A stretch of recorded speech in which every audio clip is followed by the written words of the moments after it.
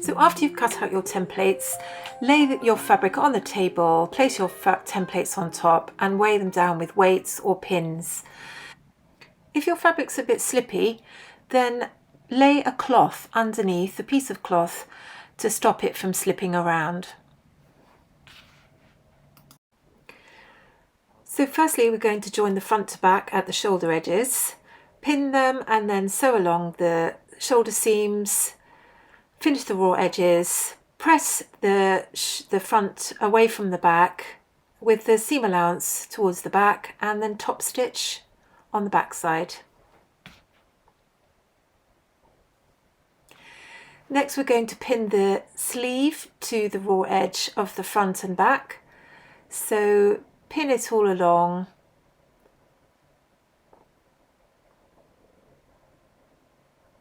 And then we're going to sew along that seam. So after you've sewn it, you can finish the raw edge.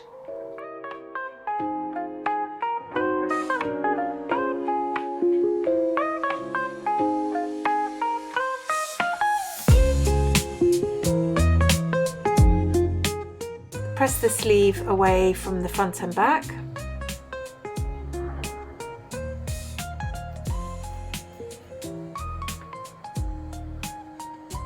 And there you have a lovely flat seam. Pressing is all important, and then we're going to top stitch afterwards along that sleeve seam and do the same for the other side. So you've pressed your seam allowance towards the sleeve, and then on the other side you're going to top stitch. So now we're going to sew the French side seam.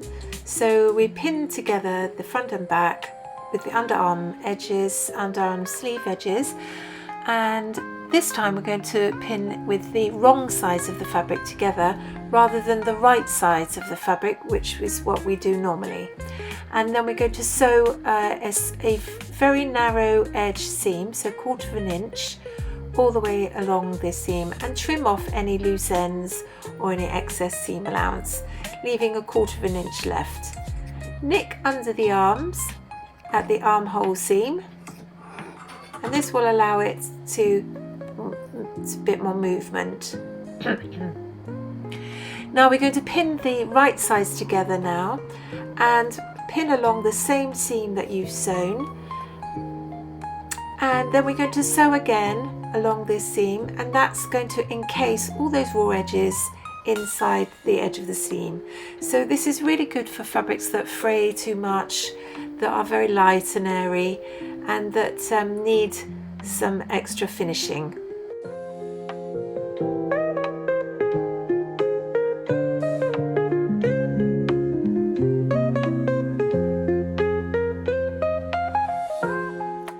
So now we're going to hem the lower edge of the kimono, and then we're going to go on to making the band. So you can see that I've pinned them together at the short edges, press the seam allowance open, and then we're going to fold over one long raw edge, leaving the other edge unfolded. You can see that I've done a line of stitching just to give me a guide for the 1 centimetre allowance.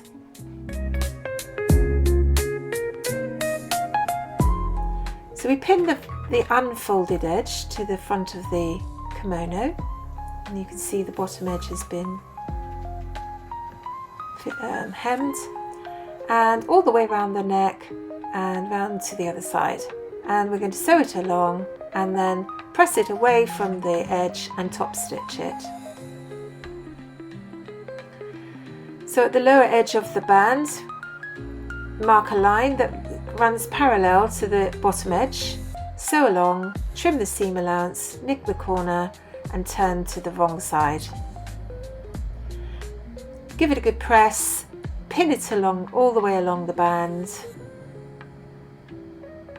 and then I like to hand sew, but you could hand tack it all the way around and then stitch in the ditch. I think hand stitching gives it a nice finishing, and sometimes when you stitch in the ditch you do miss the other side, so you have to be careful when you stitch it on the machine that you're stitching it on the wrong side and the right side.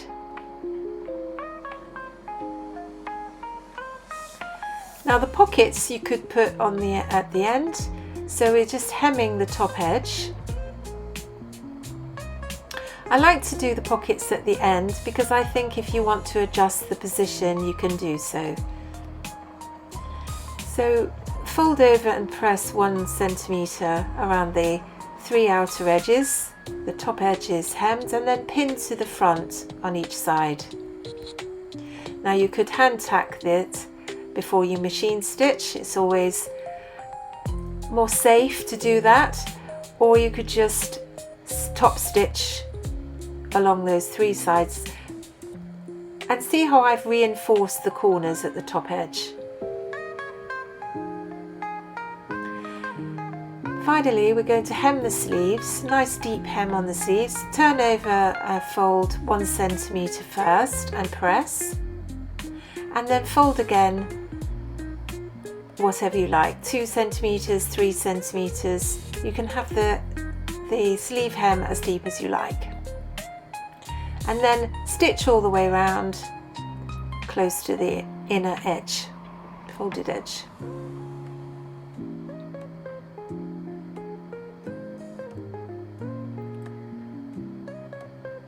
Finally, give it a good press, and there you have your lovely SUKI kimono, all ready for summer, holidays, weekends, festivals. And if you fancy it, you could even make one in a cable knit fabric for the winter, autumn winter.